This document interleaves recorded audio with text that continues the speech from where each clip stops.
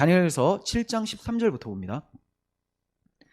내가 또 밤 환상 중에 보니 인자 같은 이가 하늘 구름을 타고 와서 옛적부터 항상 계신 이에게 나아가 그 앞으로 인도되매 그에게 권세와 영광과 나라를 주고 모든 백성과 나라들과 다른 언어를 말하는 모든 자들이 그를 섬기게 하였으니 그의 권세는 소멸되지 아니하는 영원한 권세요 그의 나라는 멸망하지 아니할 것이니라. 다니엘이 네 환상 짐승을 보았습니다. 자, 네 마리의 짐승이 등장하는 환상을 보았어요. 그리고 나서 또다시 본 것이 인자가 영광스러운 모습으로 나타나는 그런 환상을 보았던 거예요. 이 네 환상 짐승은 그 당시 이제 제국들을 얘기를 합니다. 제국의 왕들. 짐승은 왕들이에요. 그리고 그 짐승들의 나라는 그 왕들의 나라입니다. 그러니까 바벨론 이후에 메데 바사 그리고 헬라 로마 이런 나라들이 이제 네 짐승으로 나타나고 있는 거예요. 그러면 이러한 강대국 세속의 국가죠. 세속 국가가 짐승의 나라고 세속의 왕들은 짐승이라고 성경에서 말을 하고 있죠. 그러니까 성경은 세상의 국가들 세상의 왕들을 좋게 평가하지 않습니다. 하나님의 법을 거스르고 자신들의 나라를 세우고자 힘을 내는 그런 국가들을 짐승의 나라라고 하는 거예요. 짐승은 어떤 자들입니까? 하나님을 부인하고 하나님께서 보내신 예수 그리스도를 부인하며 그 그리스도를 간절히 기다리고 사는 하나님의 교회들을 박해하는 것. 이게 바로 짐승의 모습이라는 겁니다. 짐승의 특징이 뭐예요? 사나운 짐승을 얘기하지 이게 무슨 토끼 같은 걸 얘기하는 거 아니지 않습니까? 뿔 달린 막 그런 짐승이에요. 그러니까 강력한 사나운 짐승인데 물어뜯고 파괴하는 일을 하죠. 이와 같이 세상의 권력자들이 결국은 하나님의 교회들을 무너뜨리려고 물어뜯고 대적을 한다는 것을 얘기를 해요. 이러한 일들이 왜 일어나느냐? 짐승은 물어뜯고 착취하고라는 이런 일들을 하게 되는데 자신들 가운데 있는 이 탐심 때문에 그렇습니다. 정욕 때문에. 채워도 채워지지 않는 이 탐심과 정욕을 어떻게든 해결하기 위해서 세상의 것들을 착취합니다. 그러니까 이 짐승된 나라는 다시 말하면 탐심의 나라 이렇게 할 수 있죠. 정욕의 나라, 탐심의 나라. 지금 세상을 한번 보세요. 얼마나 탐욕이 가득하고 정욕이 하늘을 찌르고 있습니까? 다 자기 중심적으로 흘러가요. 자기 중심은 왜 자기 중심이냐? 나에게 정욕이 있는데 탐심이 있는데 이것을 만족하게 하기 위해서는 내 중심으로 정치도 흘러가야 되고 문화도 흘러가야 된다는 거예요. 죄악된 나의 욕심을 채우기 위해서.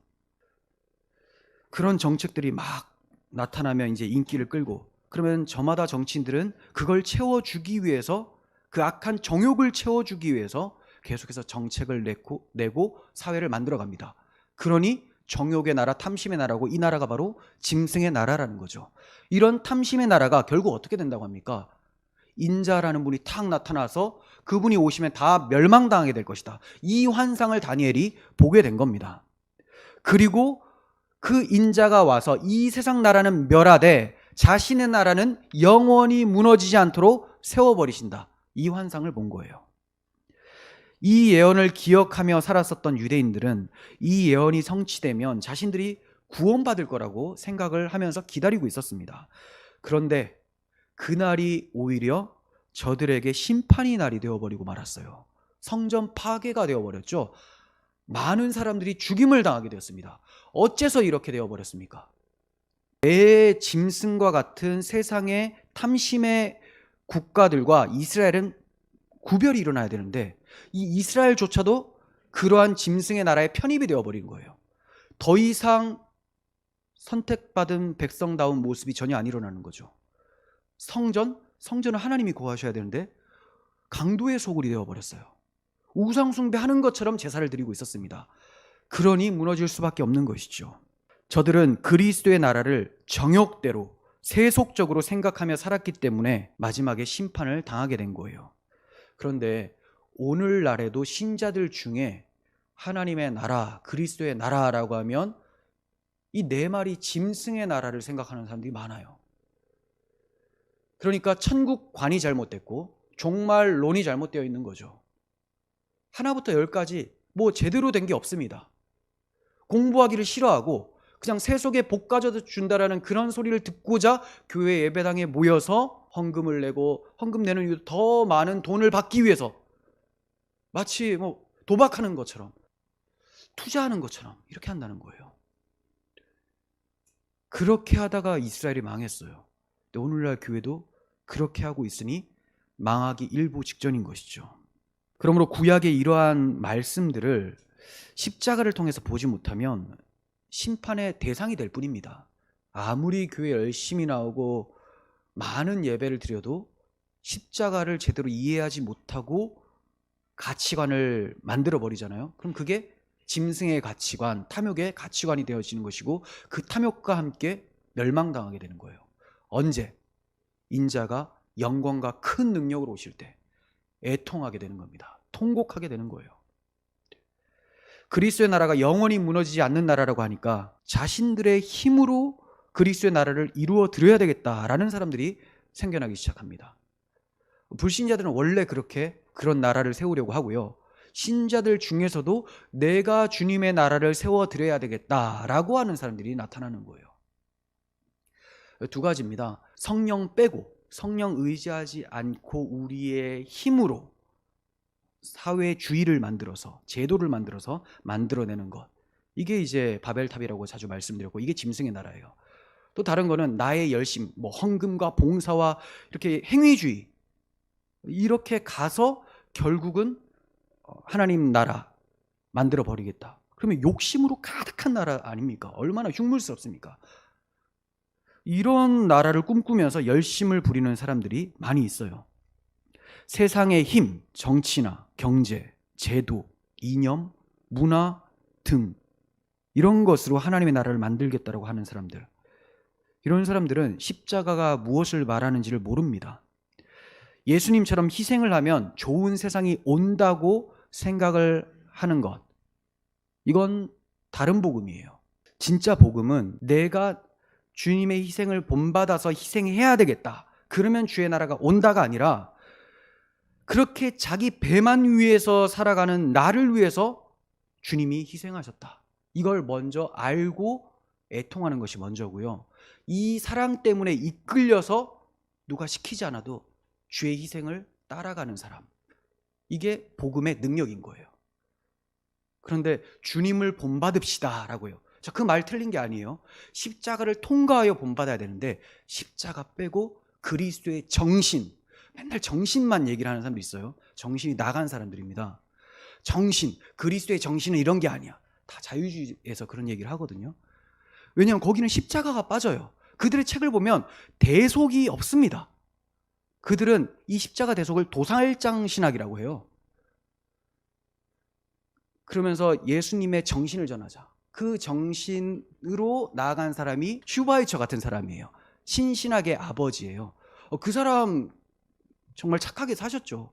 그런데 그 신학이 다른 복음으로부터 시작이 됐다는 겁니다.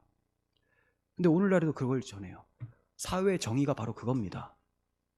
진짜 복음은 주님 따라갑시다가 아니라, 주님 절대로 따라가지 않고 반역해서 나를 위해 주님이 찾아오셨다, 이것 때문에 애통하고 이걸 알기 때문에 주를 따라가는 사람, 순서가 이렇게 되어야 됩니다. 이렇게 따라가는 사람이 있는 곳, 그곳이 하나님 나라겠죠. 그럼 어디예요? 이 땅에서는 교회인 거예요. 근데 교회들의 모습이 그렇지가 않습니다. 왜냐? 십자가를 놓쳐버리고 있기 때문에, 성령 충만하지 못하기 때문에. 그래서 지상교회는 늘 불안합니다. 천상의 교회를 목적으로 삼고 우리가 나아가야 되는 거죠. 알곡과 가라지가 있지만 가라지가 다 뽑혀있는 그런 나라를 소망 중에 기다리며 경건에 힘써야 되는 것이죠. 다니엘서의 이러한 예언대로 오신 그리스도께서 어떤 나라를 이루셨는지를 신약 성경이 증거하고 있어요. 누가복음 1장 31절입니다. 보라, 내가 잉태하여 아들을 낳으리니 그 이름을 예수라 하라.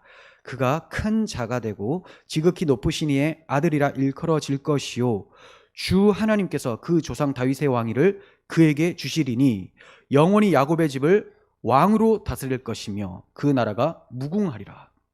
자, 주님이 오셨는데, 예수님이 이 땅에 아기로 태어나셨는데, 이분이 무엇을 하시는 분입니까?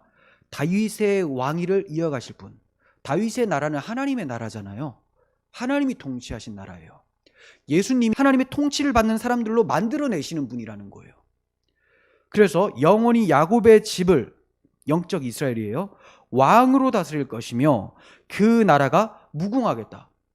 내 짐승의 나라는 멸망당하지만, 파괴되어지지만 주님이 이루는 나라는 영원히 무너지지 않는다, 이렇게 말씀하죠. 이 세상 나라는 다 무너질 나라입니다. 심지어 이스라엘 나라까지 무너졌었어요. 이렇게 다 무너뜨리고 나서 인자이신 그리스도께서 영원한 나라를 세우실 거예요.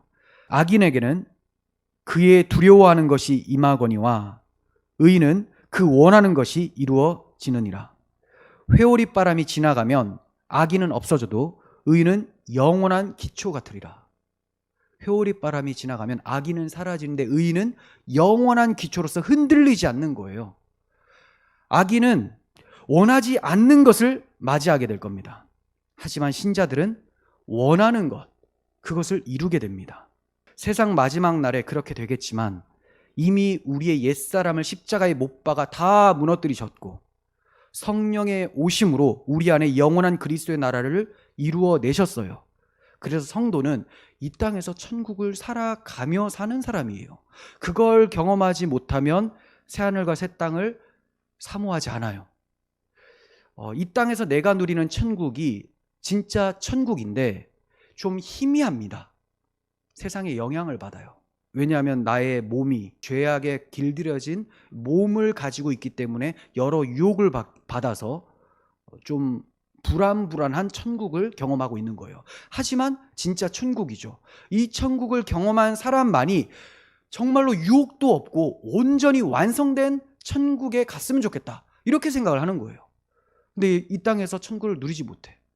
그러면 그 사람이 천국을 바라고 있다 하더라도 그 천국은 가짜 천국인 거예요. 그러니까 진짜 중요한 것은 내가 지금 천국을 누리는 거예요. 지금 천국을 누리는 게 뭐냐? 주 예수의 십자가를 깊이 묵상하고 그 사랑을 알고 그 사랑에 의해서 통치함 받고 그 사랑을 전하는 삶, 이것이 천국이죠. 이게 얼마나 풍요로운지를 아는 거예요. 성령 충만이라는 것은 이 천국으로 충만히 살아가는 것을 말하는 겁니다. 이런 성도들은 세상에 속한 자들이 아니기에 세상이 무너져도 그들은 여전히 영원한 그리스도의 나라예요. 그래서 세상이 교회를 감당할 수 없는 거예요.